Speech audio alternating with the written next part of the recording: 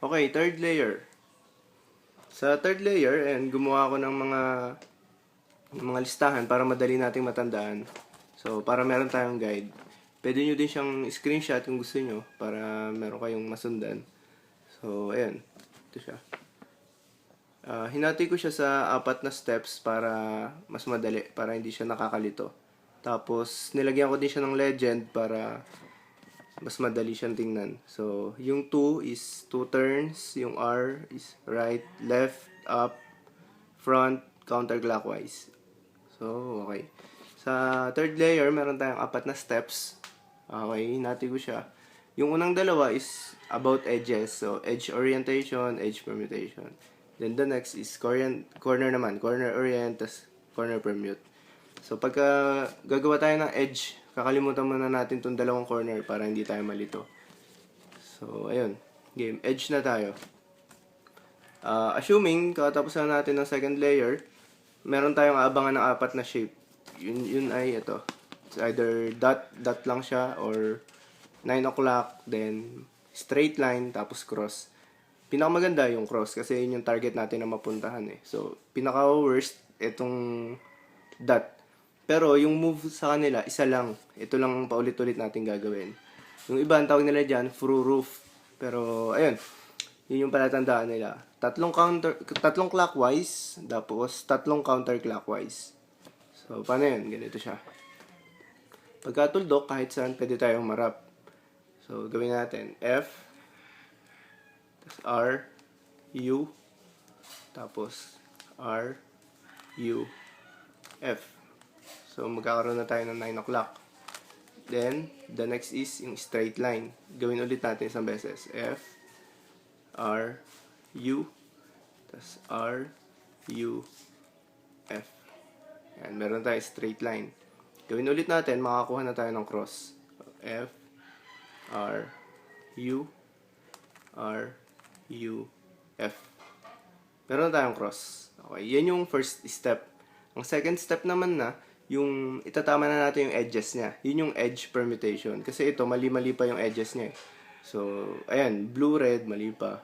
Red-green, orange, yan, tama. Ito, mali pa rin. Ngayon, dito na tayo sa second step. Ayan, edge permutation. Merong dalawang case. Laging hanapin natin yung dalawang tama. It's either magkatapat lang siyang ganon, or magkatabing ganyan. Ang goal natin is maitama natin lahat sila. So, ayan, ito yung move. Yan. Ang tawag naman nila dyan sa move na yan, yung parang fish method, fish move. So, ayun, ganito siya. Hanapin natin yung dalawang tama. Laging merong dalawang tama. So, ayun, nakita ko na. Ito, red, tsaka blue. Silang dalawang tama. So, ang way para magawa yung move is dito ka harap. Ngayon, yung isa nasa likod mo, yung isa nasa right hand mo. So, ayan, dito ka harap. Ganito yung move.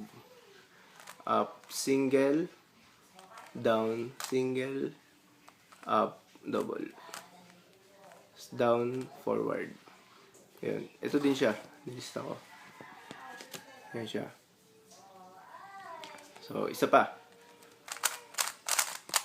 Hanapin natin yung dalawang tama. So, ito, tsaka to. Okay, dito tayo harap. Isa sa likod, isa sa right.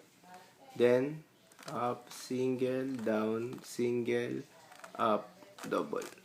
Tapos down, single. Okay, naitama na natin lahat ng edges. Okay. Ang worst case, syempre, yung isa, ito.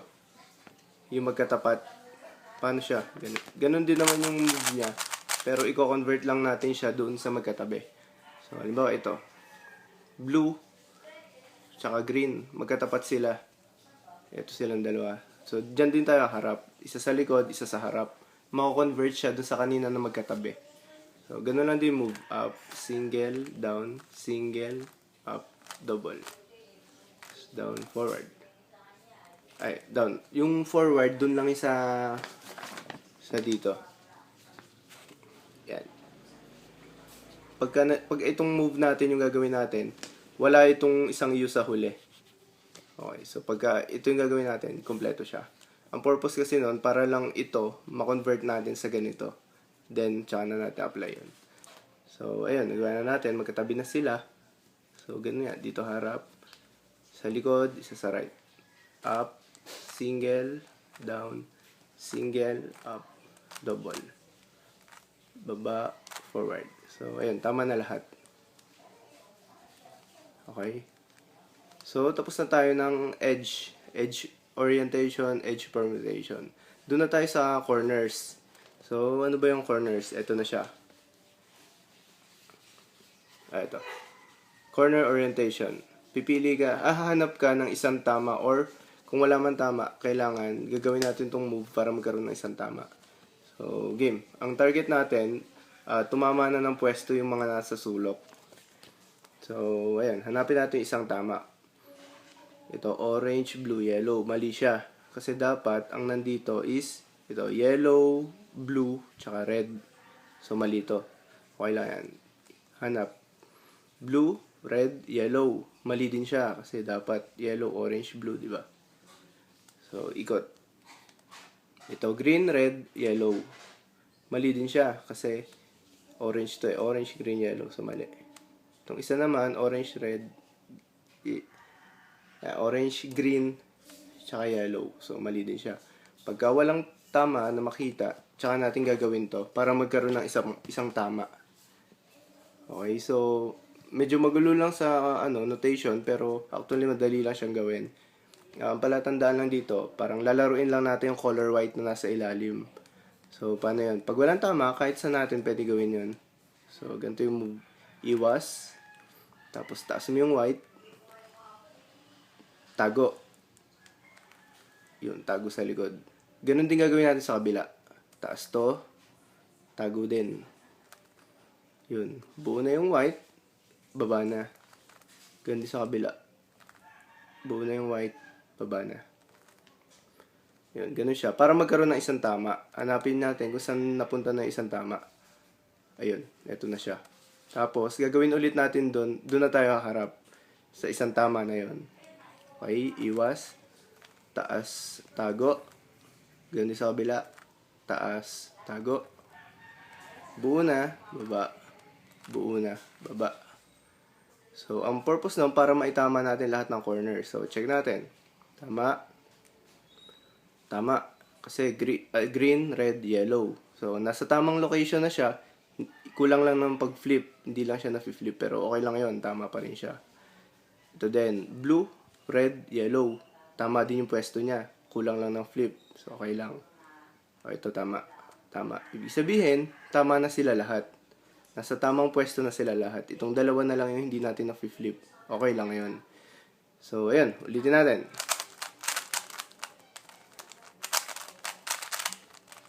Ayan. Hanap tayo ng isang tama. So, ito mali. Ito mali. Ito mali. Ito mali. Ibig sabihin, mali lahat. Kahit saan pwede natin gawin. Iwas, taas, tago. Taas, tago. Buo na, balik. Buo na, balik. May isang tama doon. Asa na siya? Ito. Ganun din.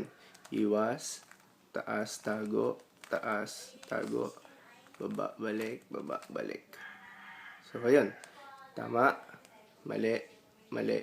Mali. Gagawin pa natin ng isang beses. Kasi ang purpose niya, umiikot itong tatlong corners eh. Itong tatlo. Umiikot sila. So, pag hindi pa siya tumama, gagawin pa natin ulit na isang beses.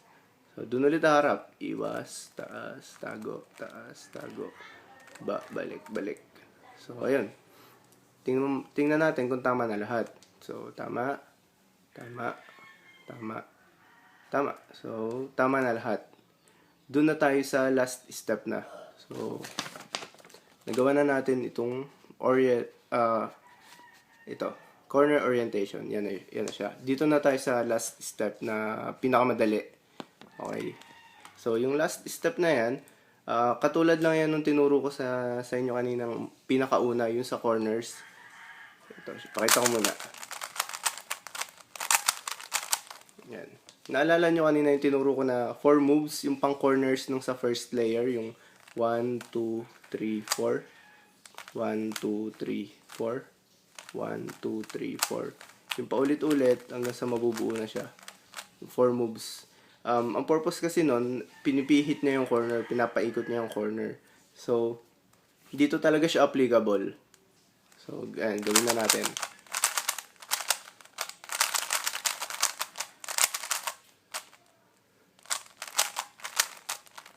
Okay. Assuming, kakatapos lang natin ng step 3, yung corner orientation. So, ipe-permute na natin siya.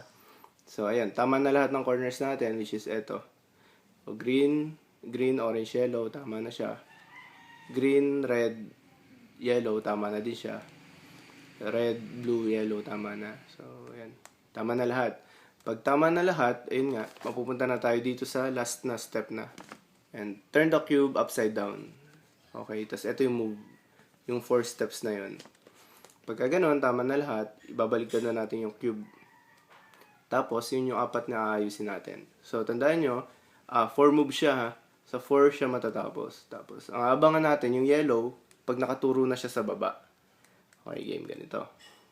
1, 2, 3, 4. 1, 2, 3, 4. Okay, yung yellow nakaturo na sa baba. Ikot na natin yung ibang sira. Wow, huwag kayong iikot ng cube kasi mamamali tayo. So, dun lang sa isang side tayo gagawa. Then, yung ilalim lang ikutin natin. So, kunyari ito. Ikot. Tapos, continuous lang natin gagawin. 1, 2, 3, 4. 1, 2, 3, 4. 1, 2, 3, 4. 1, 2, 3, 4. Ayun, yung yellow nakaharap na sa baba. So, ikot ulit ng isang sira. Tapos, continuous lang. 1, 2, 3, 4. 1, 2, 3, 4. Okay, nakaharap na din yellow. Isa na lang. Okay.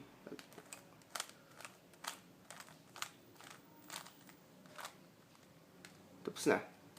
So, ayun lang. Yun lang sunod na steps. So, edge orientation para makakuha ng cross. Next is edge permutation para maitama na natin yung cross, yung mga sides niya. Corner orientation, ayun nga. Para maitama na natin sila ng pwesto. Not necessarily na kailangan naka-flip na sila sa maayos. Basta dapat nandun lang sila sa tamang pwesto. Then, ang purpose ng 4th step, ito, para ma-flip na natin yung kulang dito. So, ayun. Yun yung 4 na steps.